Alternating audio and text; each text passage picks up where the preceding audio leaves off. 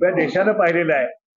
आणि या सगळ्या या आरक्षणाच्या लढाईमध्ये एक धनदांडगा असा मराठा समाज जो आहे तो सत्तेच्या माध्यमातून आणि स्वतःच्या ताकदीच्या जोरावरती दंडुकेशाहीवरती या ओबीसीच्या मुलांच्या भविष्य उद्ध्वस्त करण्याचा प्रयत्न या महाराष्ट्रामध्ये झालेला आहे।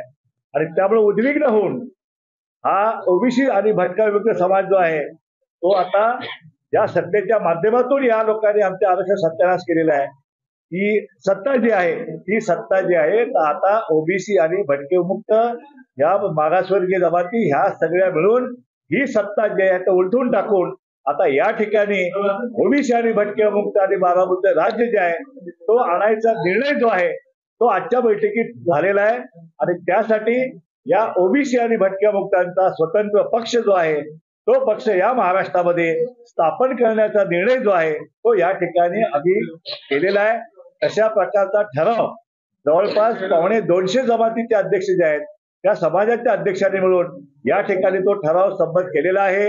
येणाऱ्या सर्व निवडणुका ज्या आहेत त्यामध्ये लोकसभा आली त्यामध्ये विधानसभा आली या दोन्ही निवडणुका ज्या आहेत त्या ताकदीनं जे आहे या ओबीसी समाज बांधव जे आहेत ते गावागावामध्ये दडल्याशिवाय राहणार नाहीत।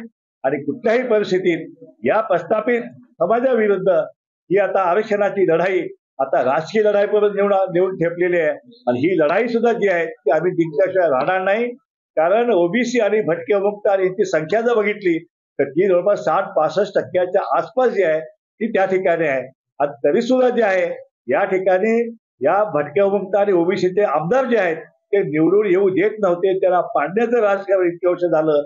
या कोकणच्या पट्ट्यात बघितलं तर त्या ठिकाणी 80-85% ओबीसी आहे पण सगळे आमदार जवळपास मराठा, सगळे खासदार मराठा। अशा प्रकारे आमचं या लोकशाहीने दिलेला बाबासाहेब आंबेडकर घटनेने दिलेला आम्हाला अधिकार जो आहे त्या अधिकारातून सुद्धा ह्या सत्तेचं जे काय वाटा जो आहे तो आमच्यापर्यंत येऊ दिलेला नाही। आणि म्हणून आम्ही सत्तेपासून वंचित राहिलो। आणि शेवटी आमच्या आरक्षण जे आमच्या मुलाबाळांचं जे काय गरिबांचं आरक्षण त्याचा सुद्धा घास त्या सत्तेच्या माध्यमातून घ्यायची पाळी आली। त्यावेळी मात्र आम्हाला पक्ष स्थापन करण्याशिवाय आमच्याकडे दुसरा पर्याय नव्हता। म्हणून आज रोजी आम्ही सगळ्यांनी मिळून या ठिकाणी ओबीसीचा पक्ष जो आहे तो पक्ष आम्ही स्थापन करण्याची निर्णय केलेला आहे। थोड्या दिवसात त्याची सगळी घटना वगैरे सगळे जे आहे त्याच्यासाठी आम्ही 15 जणांची स्टिअरिंग कमिटी जी आहे ती सुद्धा आम्ही नेमलेली आहे। आणि त्यामुळं या उद्याच्या महाराष्ट्राच्या राजकारणामध्ये या ठिकाणी ओबीसीचा आणि भटक्या विमुक्तांचा एक नवीन राजकीय प्रवास नवीन राजकीय पर्व जे आहे ते या ठिकाणी सुरू झालेलं या महाराष्ट्राला नव्हे तर उभ्या देशाला या ठिकाणी पाहायला मिळेल। कारण ही लढाई जी आहे ही लढाई लढायची आमची खरंच इच्छा नव्हती पण 75 वर्षामध्ये आमच्या वाट्याला जे आलं ते पाहून या ठिकाणी कुणीही जे आहे कुणीही या उद्विग्न अवस्थेमध्ये जाऊन या प्रस्थापितांच्या विरुद्ध आता ही राजकीय लढाई जी आहे ते रणशिंग आम्ही आज फुंकलेलं आहे। आम्हाला कल्पना आहे की आमच्याकडे साध्य नाही आहेत, आमच्याकडे पैसा नाही आहे पण आमच्याकडे लोकशक्ती आहे, आमच्याकडे मतांची आमची शक्ती आहे, ती वोट बँकची आमच्याकडे आहे। या मराठा वोट बँकेवरती जे काही राजकारण झालं गेलं आतापर्यंत त्या मराठा वोट बँकेसाठी आमच्या आरक्षणाचा घास घेईपर्यंत या ठिकाणी षडयंत्र रचण्यात आलं। आणि आता त्यामुळं आता आमचा पक्ष जो आहे तो 60% मतदानाची वोट बँक असलेला पक्ष आहे। त्यामुळे आमच्या पक्षापुढं आता इतर कुठल्याही पक्षाचा किती वर्ष जुना पक्ष असेल त्याचा विभाव लागेल अशी सुतराम शक्यता नाही। आमच्यासोबत आम्ही आमच्या ठरावामध्ये म्हटलेलं आहे की आमच्यासोबत ज्या दलित संघ म्हणजे जे आरक्षणवादी आहेत ज्या संघटना आहेत उदाहरणार्थ प्रकाश आंबेडकरांचा पक्ष आहे त्याला आम्ही आव्हान यापूर्वी केलेलं आहे आजही आम्ही आव्हान करतोय की या सत्तेच्या संपादनाच्या लढाईमध्ये या सगळ्या दलित बांधवांनी या सगळ्या ओबीसी आणि भटक्या मुक्तांच्या सोबत आपण या ठिकाणी येऊन लढावं। आणि या सत्तेमध्ये जे आहे त्यामध्ये आपला सुद्धा वाटा जो आहे तो वाटा त्या प्रमाणात जिसकी संख्या भारी उसकी उतनी भागीदारी या पद्धतीनं या होणाऱ्या सत्तेचं जे आहे ते वाटप आम्ही केल्याशिवाय राहणार नाही। आणि म्हणून माझी विनंती आहे ज्या काही प्रमुख संघटना असतील काही सेकंड कॅटेगरीचे दलित बांधवाचे हे असतील काही संघटना असतील त्यांना मी आवाहन करतो की आपणही आता या राज्याला बाहेर काढूया।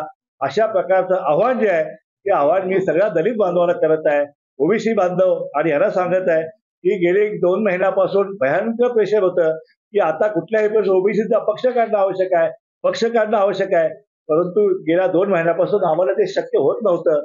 एकीकडे भुजबळ साहेबांचा आम्ही त्रास पाहत होतो आणि दुसरीकडे वेळ निघून चालली होती.